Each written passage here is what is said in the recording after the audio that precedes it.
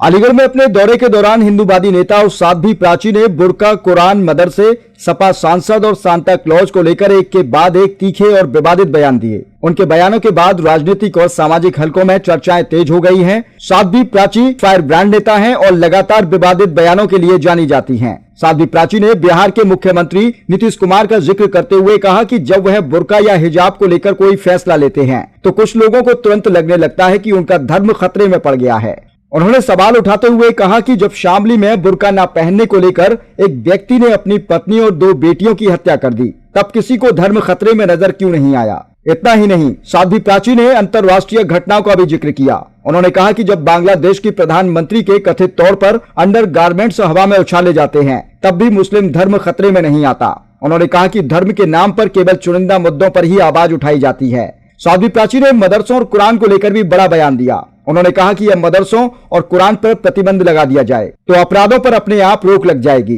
उनके इस बयान को लेकर भी तीखी प्रतिक्रियाएं सामने आ रही हैं। आगामी 25 दिसंबर को लेकर दिए गए बयान में साध्वी प्राची ने सांता क्लॉज पर भी टिप्पणी की। उन्होंने कहा कि सांता क्लॉज केवल स्कूलों में ही क्यों जाते हैं, मदरसों में क्यों नहीं जाते, वहां भी जाएं और बच्चों को टोपियां बांटें। उनके इस बयान को धार्मिक भावनाओं से जोड़कर देखा जा रहा है। साध्वी प्राची के इन बयानों के बाद राजनीतिक दलों और सामाजिक संगठनों की प्रतिक्रियाएं आना शुरू हो गई हैं। जहां समर्थक उनके बयानों को बेबाकी बता रहे हैं, वहीं विरोधी इसे समाज में तनाव बढ़ाने वाला करार दे रहे हैं। प्रशासन की ओर से फिलहाल इस मामले में कोई आधिकारिक प्रतिक्रिया सामने नहीं आई है। देखिए, गहलोत साहब ने एक महिला का घूंघट उठाया तो सब प्रशंसा के पुल बांध रहे हैं, बहुत अच्छा काम किया है। और नीतीश जी ने डिग्री देने के लिए भाई अगर हिजाब थोड़ा सा हटाया, आंखें दिखाई दिए उसमें। सच्ची बात तो ये है, ये देखना पड़ेगा कि डिग्री सलमा ले रही है कि सलमान ले रहा है। हिजाब हटना बहुत जरूरी है। इस हिजाब के अंदर क्या क्या हो रहा है मैं नहीं कहूंगी। आज मुसलमान धर्म खतरे में आ गए हिजाब हटाने से। जब बांग्लादेश के अंदर एक महिला के अंडरगारमेंट्स देश के प्रधानमंत्री थी ना, याद है या भूल गए हो? बांग्लादेश की प्रधानमंत्री के अंडरगारमेंट्स हवा में खुले आकाश में उड़ा रहे थे, तब इनका धर्म खतरे में नहीं आया। जरा सा आंखों से हिजाब क्या हटाया, इनका इकोसिस्टम हिल गया, इनका धर्म खतरे में आ गया। नीतीश जी ने गलत नहीं किया, हिजाब हटना चाहिए। इस हिजाब के अंदर मालूम नहीं सलमा है कि सलमान है, कोई आतंकवादी घटना भी हो सकती है। ये हिजाब कॉलेजों से बंद होना चाहिए। अभी एक घटना हुई, उन्होंने बुर्का ना पहनने पर, आपने देखा भी होगा, बड़ा चर्चित रहा मामला। बेटी और पत्नी को मारा और 2 बेटियां कई फीट गहरे गड्ढे में गाड़ भी दिया। देखिए, नीतीश कुमार ने एक डॉक्टर का बच्ची का नकाब हटा दिया तो पूरा इकोसिस्टम हिल गया।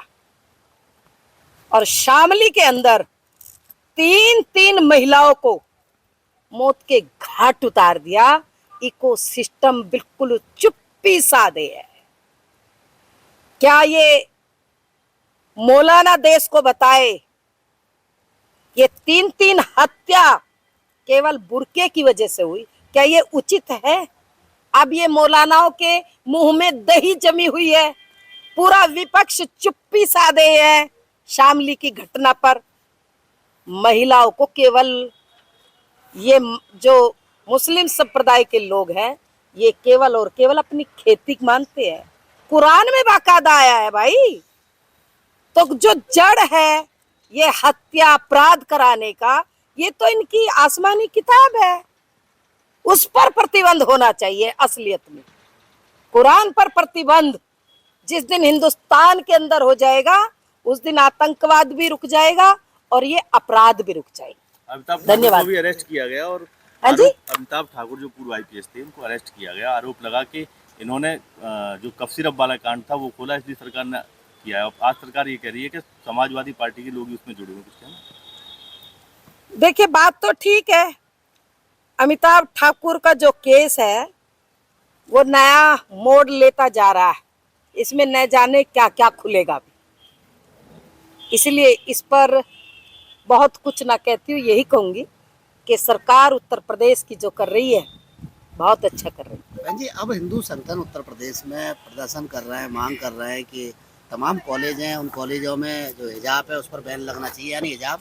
बिल्कुल हिंदू समाज को, हिंदू संगठनों को इसका पुरजोर विरोध करना चाहिए, बहुत जरूरी है। लोग कहते चरखे से आजादी आई, मैं कहती बुरके से जनसंख्या बढ़ गई देश में, ये हटना चाहिए। हिंदुस्तान के कॉलेजों में, हिंदुस्तान के जो विद्यालय में बच्चियों को पढ़ाई के लिए आजादी चाहिए और कानून सबके लिए एक होना चाहिए। देश एक है ना, तो संविधान एक हो, विधान एक हो, कानून भी एक होना चाहिए। एएमयू का तो ड्रेस कोड भी ऐसा ही है। हाँ, तो धीरे धीरे हटाए ना, सरकार से मांग कर रहे हैं कि जरूर हटना चाहिए, ये बहुत जरूरी है।